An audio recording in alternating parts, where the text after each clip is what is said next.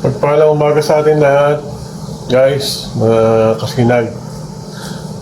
Today, tara, samahan niyo po akong magre-repair tayo ng cabinet. Malit yung dumating ako dito sa Kuwait.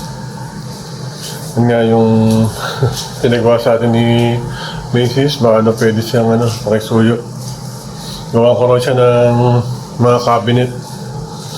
Saka yung mga sabitan niya ng damit. Kasi medyo medyo makalat yung hindi na makalat, bali medyo magulo yung kwarto niya. Gawa nga walang, sa sobrang dami ng damit ni Mrs.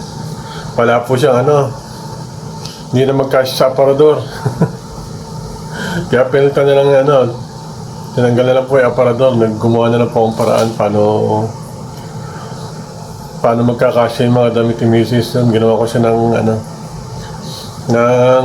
hanging, yun po yung sabitan, yung sampayan na mahaba. Hanging clothes. Tubo lang po yung nilagay ko na sabitan para lang magkasya yung mga damit ni Mrs. Mrs. po kasi medyo nga guys, si Mrs. medyo passionista.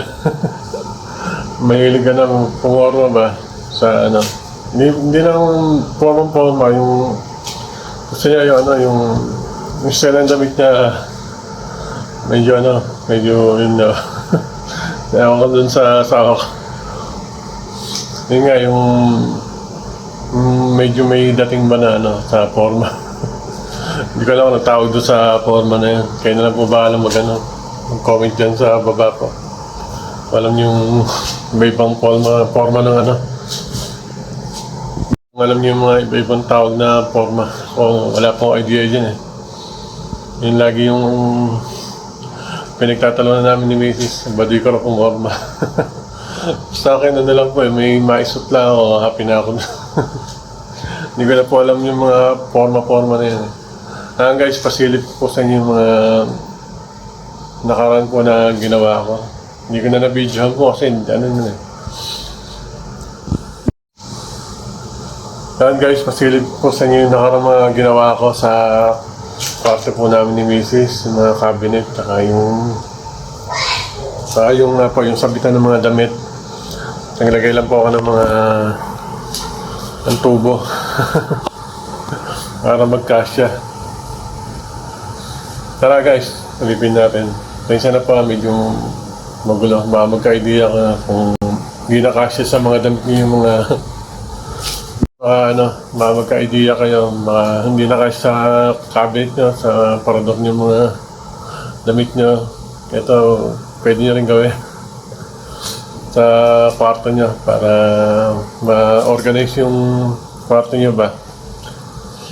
Tapos silip ko sa inyo. Nga guys, pati yung mga ginawa ko na lagay ng makeup to Mrs. Simple lang naman po, tsaka yung mga damit niya na cabinet. Yung lagay ng damit niya. Simple lagayan po yung ginawa ko kay Mrs. Hindi ko na po kasi na video yung nakaraan.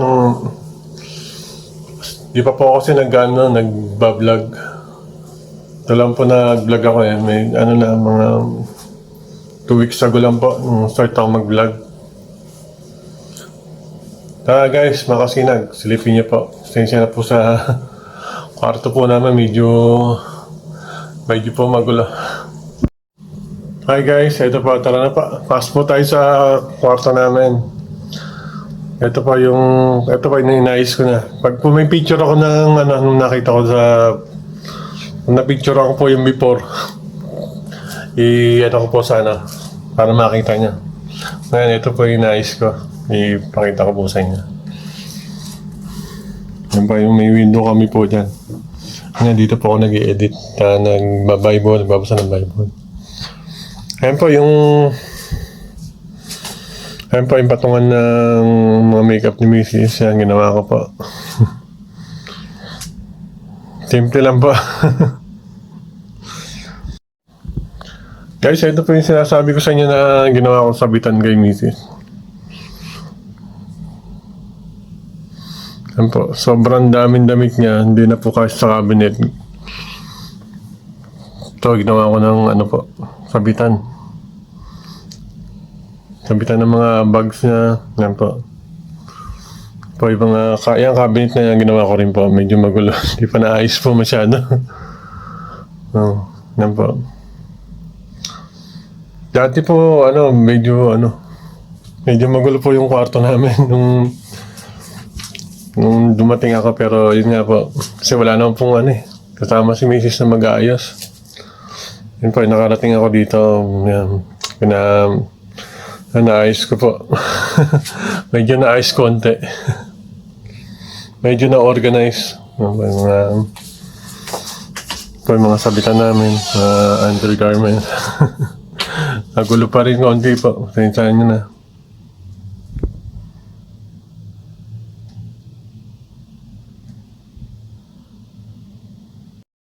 Yeah, guys, kung sobrang daming damit nyo, yan, medyo na-idea rin po yan yung paggawa nyo ng ganyan sabitan na tubo lang po. Medyo big. May lang po kayo na medyo makapal para kayanin nung mga isasabit nyo, hindi siya malaglag. Ito, mahaba po yun 12 feet po yan. Ay, more than po pala, sorry. Ano po yan, bali 16 feet po yata. 16. Yung dalawa na yan. Di po talaga kasi sana nagayan Tsaka po kung bibili man kami ng malaking cabinet, medyo sisikap na po yung kwarto. Kaya hindi po yung na yan. Yung idea pag bumili pa kami ng malaking... Yun nga pa, di po idea na bumili pa ng malaking cabinet. Kasi mas lalo pong sisikip yung yung kwarto namin kapag po bumili pa kami ng mga cabinet. So, maliit lang po yun simple lang po yung kwarto namin ni Mrs. Dito pa makikita sa labas yung may bintana kami. Yan. Pag naboboring ako dito ako nagpapahangin. Sarap din ako po tabay dito. May bintana. Lalo pag may kape ka. After po magbasa ng Bible, nag-edit, yan po ako dito po ako nagre-relax sa may bintana, nakatambay. Yan lang po, pagmasensya nyo na po kung medyo makalat yun na, pabigyan ko lang po kayo ng konting idea kung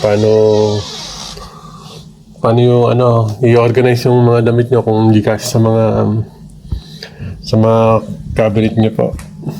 Ngayon pa may ginagawa pa kayo sa lagay ng bag niya. Kasi ang dami pong bag ni Mrs. Ano po siya, mahilig mangolekta ng mga bags. Ito pa naka po sa baba. Ngayon po. Yan, naka-organize naman po siya. Yan ito po. Nagawa ko ng lagayan po. Ito pa, madali lang po. Madali lang siyang gawin. Kaya nag-ano ko na yan, mga sticker. Kaya lagay ako ng sticker para medyo may design. So guys, yung mga stickers na nilalagay ko. Ito po. Para medyo may design yung yung cabinet. Pakita ko sa inyo after, guys. Guys, ito rin po. Sticker lang din po ito. Hindi dikit. Medyo tanggal na konti. Ganda lang po kasi pag may design sa nagdag-design yung mga stickers. Gaya din dito sa sala namin. Dito sa sa kwarto. Ito po. Kaya ito mga stickers lang din po na.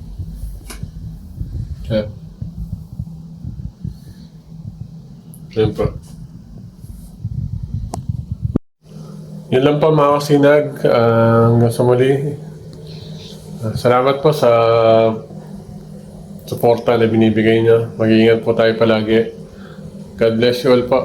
Thank you.